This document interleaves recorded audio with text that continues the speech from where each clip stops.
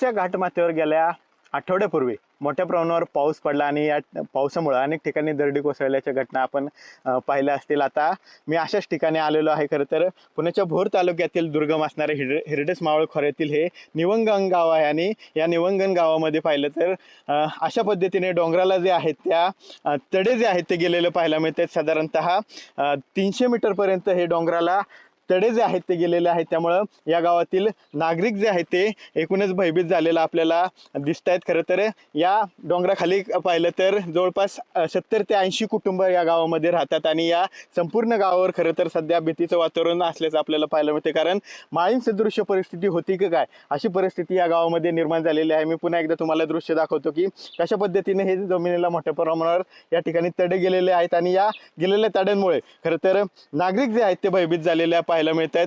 आठवड्याभरापासून पावसाने उघडीप दिली होती, मात्र आज पाहिलं तर पावसाने पुन्हा एकदा जोरदार हजेरी जी आहे ती लावायला सुरुवात केलेली आहे आणि पुन्हा एकदा पाऊस पडायला लागला नाही. हे सर्व आपण गावातले नागरिक पाहतोय हे भयभीत झाल्याचं आपल्याला पाहायला मिळत आहे. एक प्रकारे त्यांच्या मनामध्ये या डोंगराला तडे गेल्यामुळं भीतीचं वातावरण निर्माण झालेलं आहे. आपण ग्रामस्थांशी बोलणार आहोत, आपल्यासोबत गावातील नागरिक आहेत, त्यांच्याकडून जाणून घेणार आहोत त्यांना नक्की हे कधी कळलं, कधी हे तडे गेलेले आहेत, कधीची ही घटना आहे.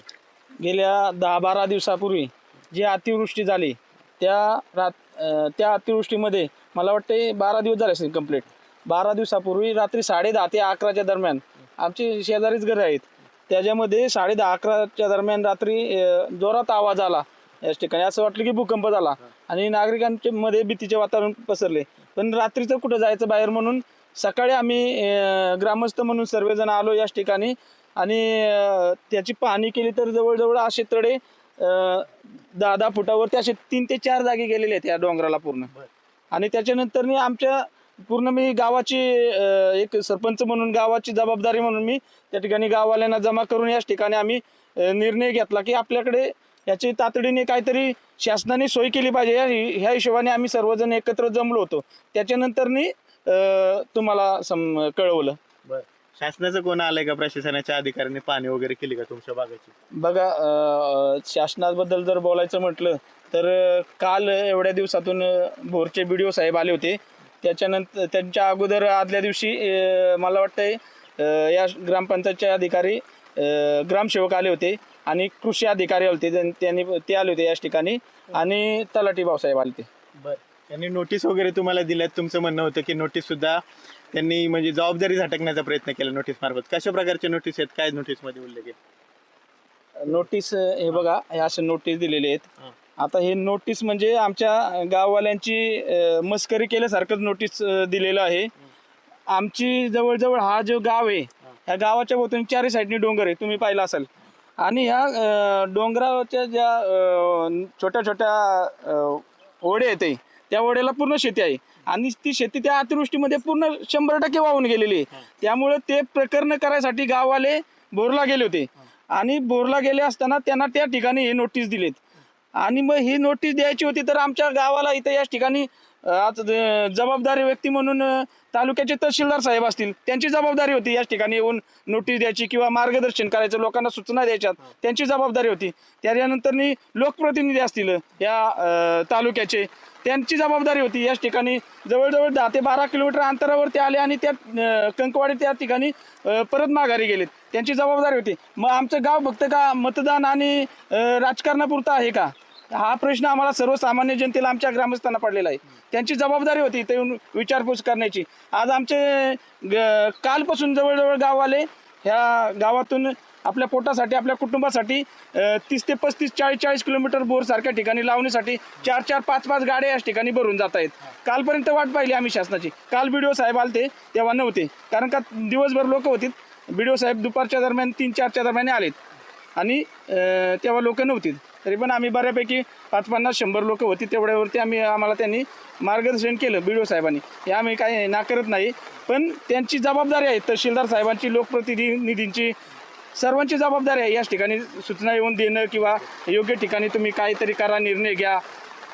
प्रशासन हात झटकते असं या गावकऱ्यांचं म्हणणं पाहायला मिळते. बाबा, प्रशासनाने काय केलं पाहिजे? भीती वाटते का तुम्हाला आता एवढं डोंगर? भीती वाटते म्हणजे आम्हाला असं वाटतं की इथं तर राहायचं का नाही राहायचं याच्यात जबाबदारी येते आम्हाला. बरं, प्रशासनाने स्थलांतर केलं पाहिजे का तुमचं काय? याच आहे ना, आता सरपंच साहेब बोलले की शेवटी प्रशासन नाही तर कोण अधिकारी असू नाही तर कोण प्रतिनिधी असू यांचं जर आतापर्यंत 10 दिवस जर ज्यांची चक्कर नाही आहे इकडे मग हे गाव आहे का नाही एक महसूल खात्यातली डायरेक्ट काढून तरी टाका नाही तर हे करून टाका. या आता सगळी लोकांना भीतीचं वातावरण तर सगळं झालेलं आहे. आमची बायका मुलं आता शेवटी दिवसभर आम्ही 4-5 लोक की बाबा इथं पाणीसाठी थांबतोय बाकी अशी बाहेर जातात ना आता पोटासाठी पाहतोय की कशा प्रकारे या नागरिकांचा संताप आहे. दादा स्थलांतर केलं पाहिजे असं वाटतंय का? भीतीदायक परिस्थिती गावावर निर्माण झाली.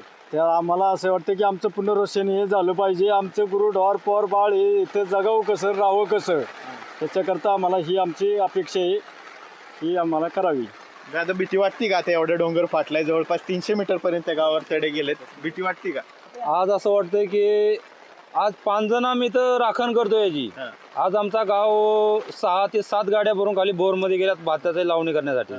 आणि आज आम्ही 5-6 जण इथं लोक उभी राहून आमचे गावचे सरपंच असतील उभे आणि बघतोय कुठली डोंगर येतोय काय करतोय. पाऊस चालू झाला आहे.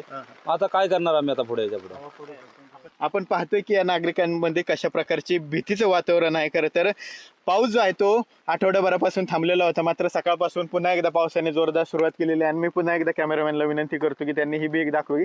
कशा प्रकारे ही भेग जी आहे ती या डोंगराच्या परिसराला गेली आहे. आपण पाहतोय मोठी भेग खरं तर ही गेलेली आहे. अशा भेग जवळपास 300 मीटर पर्यंत या संपूर्ण डोंगराच्या परिसरात गेलेली आहे. त्यामुळे एकूणच गावकऱ्यांच्याच भीतीचं वातावरण निर्माण झालेलं आहे. मी पुन्हा एकदा या गावचं लोकेशन दाखवतो. खाली पाहिलं तर या गावकऱ्यांची घरं खाली या ठिकाणी पाहायला मिळतात आणि वरती पाहिलं तर चौ बाजूने हा डोंगर हा गाव जे आहे ते डोंगरांनी वेढलेलं पाहायला मिळते. चारही बाजूने मोठमोठे डोंगर जे आहेत ते या ठिकाणी आहेत. आणि खरं तर हा डोंगर माथा असल्याने मोठ्या प्रमाणावर या ठिकाणी पाऊस होत असतो. आठवड्यावर उघडीप दिली असती होती मात्र पुन्हा एकदा हा पाऊस सुरू झालाय आणि पुन्हा एकदा या अशाच प्रकारची भेग जी आहे ते पुढे गुढे नावाचं गाव आहे त्या ठिकाणी सुद्धा गेलेले आहे. मात्र प्रशासन त्या ठिकाणी सुद्धा दुर्लक्ष करत असल्याचा नागरिकांचा आरोप आहे. आणि खरं तर लवकरात लवकर प्रशासनाने याची दखल घेऊन पर्यायी व्यवस्था करावी आणि तात्पुरतं का होईना या गावाचं स्थलांतर करावं अशी मागणी जी आहे त्या संतप्त झालेल्या ग्रामस्थांची असल्याचं आपल्याला पाहायला मिळते.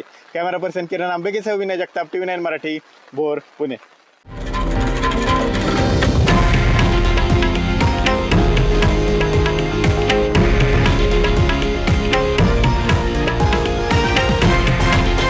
हे आहे देशातील नंबर 1 न्यूज नेटवर्क आणि आपण पाहत आहात TV9 मराठी, एकमेव.